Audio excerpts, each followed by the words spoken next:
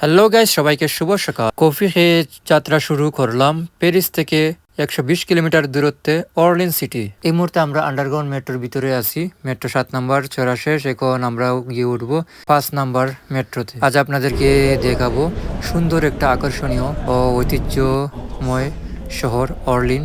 প্যারিসের গণপরিবহন ব্যবস্থার সবচেয়ে আরামদায়ক ও সুবিধাজনক দিক হলো সহজে এক লাইন থেকে আরেক লাইনে যাওয়া। এই মুহূর্তে মেট্রোর ভিতরে আছি, দেখুন আজকের অবস্থা। মেট্রো যাত্রা শেষে এখন আমরা এসএনসিএফ এর ট্রেন স্টেশনে পৌঁছে গেলাম। এখান থেকে আমরা ট্রেনে করে অর্লিন সিটিতে যাচ্ছি।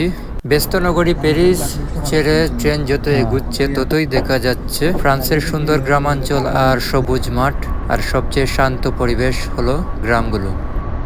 ফাইনালি 1 ঘন্টা ট্রেন জার্নি শেষে পৌঁছে গেলাম অর্লিন শহরে।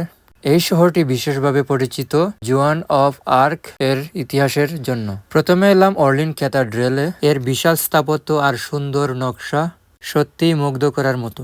অর্লিন শহরের রাস্তাগুলো খুবই পরিষ্কার ও শান্ত, দেখতেই তো পাচ্ছেন ভিডিওতে, অনেক সুন্দর।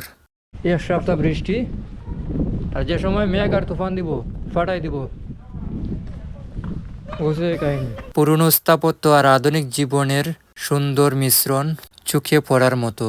সো গাইজ, ভিডিওটি আপনাদের কাছে কেমন লাগলো অবশ্যই লাইক কমেন্টের মাধ্যমে জানাবেন, আর অবশ্যই পেজটি ফলো দিয়ে পাশে থাকবেন। ধন্যবাদ সবাইকে ভিডিওটি দেখার জন্য। এই যে চারপাশে বিল্ডিং আর মাঝখানে ছোট্ট বেড়া দেওয়া, মনে হয় এখানে কোনো অনুষ্ঠান হওয়ার কথা ছিল। হাঁটতে হাঁটতে দেখুন ট্রামের রাস্তা। এটা অর্লিন সিটি খুবই সুন্দর দেখার মতো।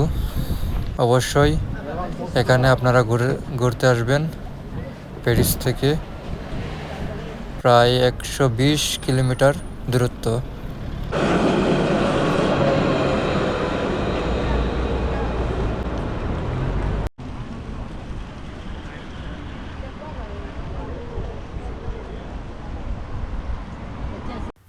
সো গাইস, আজকের মতো এখানে বিদায় নিচ্ছি। দেখা হবে পরবর্তী কোনো ব্লগ ভিডিওতে।